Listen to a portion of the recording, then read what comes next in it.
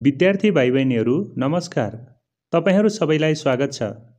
आज म तपाईहरूका लागि समृद्ध नेपाल सुखी नेपाली शीर्षकको निबन्ध लिएर उपस्थित भएको छु। आशा छ पक्कै पनि तपाईहरूलाई यो निबन्ध सामग्री उपयोगी हुनेछ। तपाईहरूलाई यो निबन्ध सामग्री उपयोगी भयो भने यसलाई एक लाइक गरी च्यानललाई सब्स्क्राइब गर्नुभएको छैन भने सब्स्क्राइब गर्न नबिर्सनुहोला। आउनुहोस् सुरु गरौँ आजको निबन्ध। नेपाल प्राकृतिक र सांस्कृतिक विविधताले भरिएको एक सुन्दर राष्ट्र हो। हिमाल, पहाड, तराई, नदी, वनजङ्गल र जैविक सम्पदाको धनी यस देशले धेरै सम्भावनाहरू बोकेको छ। यद्यपि नेपालको वास्तविक समृद्धि र नेपाली जनताको सुखको परिकल्पना अझै पूर्ण रूपमा साकार हुन सकेको छैन। समृद्ध नेपाल सुखी नेपाली भन्ने नारा हरेक नेपालीको सपना र लक्ष्य हो।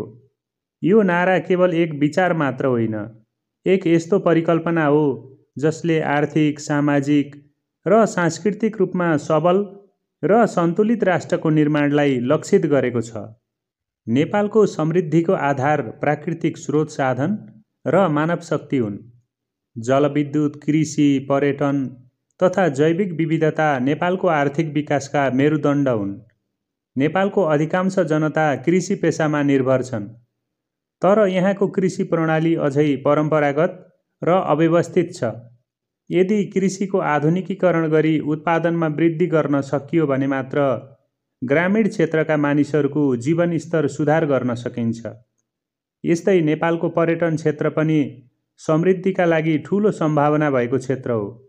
हिमाल आरोहण, साहसिक खेलकुद, सांस्कृतिक भ्रमण तथा जैविक पर्यटनका माध्यमबाट विदेशी पर्यटक आकर्षित गर्न सकिन्छ।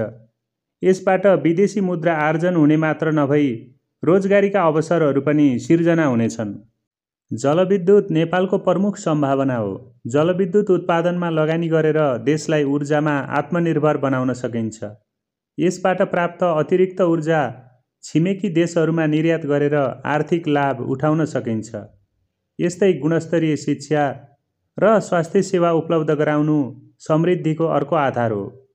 शिक्षाले व्यक्तिलाई आत्मनिर्भर र सक्षम बनाउँछ भने स्वास्थ्यले जीवनको गुणस्तरमा सुधार गर्छ। यी क्षेत्रहरूको विकासले मात्र समृद्ध नेपालको आधार तयार हुन सक्छ। तर समृद्धि केवल आर्थिक सम्पन्नता मात्र होइन, यससँग नागरिकको सुख र सन्तोष पनि जोडिएको हुन्छ। सुख भनेको केवल धन सम्पत्तिमा मात्र निर्भर हुँदैन, यो मानिसहरूको मानसिक, सामाजिक र सांस्कृतिक सन्तुलनमा पनि आधारित हुन्छ।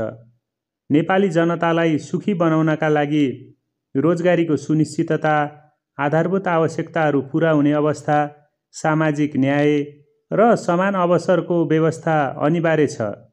शिक्षा, स्वास्थ्य, शान्ति र सुरक्षामा पहुँचले मात्र नागरिकहरूको जीवन सुखी र आत्मनिर्भर बन्न सक्छ। नेपालको समृद्धि र नेपालीको खुसीमा अनेकौं चुनौतीहरू पनि छन्। गरिबी, बेरोजगारी, अशिक्षा, भ्रष्टाचार र कमजोर पूर्वाधारले विकासको गतिलाई सुस्त बनाएको छ। ग्रामीण क्षेत्रका मानिसहरू अझै पनि आधारभूत सेवाबाट वञ्चित छन्। प्राकृतिक प्रकोप जस्तै भूकम्प, बाढी र पहिरोले विकासका प्रयासहरूमा अवरोध पुर्याइरहेका छन्। आर्थिक असमानता पनि एउटा प्रमुख समस्या हो, जसले समाजमा असन्तोष र विभाजन निम्त्याउँछ। यी चुनौतीहरूको समाधानका लागि ठोस कदम चाल्नु आवश्यक छ।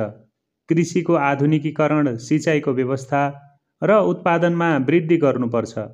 पर्यटन र जलविद्युत क्षेत्रको प्रवर्धन गरी अर्थतन्त्रलाई बलियो बनाउनु जरुरी छ। शिक्षा र स्वास्थ्य क्षेत्रमा ठूलो लगानी गरेर ग्रामीण क्षेत्रसम्म सेवा पुर्याउनुपर्छ। भ्रष्टाचार नियन्त्रण र पारदर्शी प्रशासनको स्थापना गरेर मात्र विकासलाई गति दिन सकिन्छ। साथै निजी क्षेत्रलाई उद्यमशीलता र लगानीमा प्रोत्साहन दिँदा रोजगारीका अवसरहरू सिर्जना हुनेछन्। समृद्ध नेपाल सुखी नेपालीको सपना प्रत्येक नेपालीको सपना हो। यसलाई साकार बनाउन सबै पक्षहरूको सहकार्य र इमानदार प्रयास आवश्यक छ। सरकार, नागरिक समाज र निजी क्षेत्रले सामूहिक रूपमा काम गरेर मात्र समृद्ध नेपाल निर्माण सम्भव छ। स्रोत साधनको उचित उपयोग, सामाजिक न्यायको स्थापना र समान अवसरको सुनिश्चितताले मात्र हामीलाई यो लक्ष्यतर्फ अघि बढ्न प्रेरित गर्न सक्छ।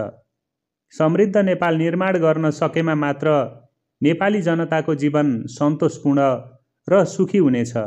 यसका लागि हामी प्रत्येकले आआफ्नो स्थानबाट योगदान दिनु आवश्यक छ।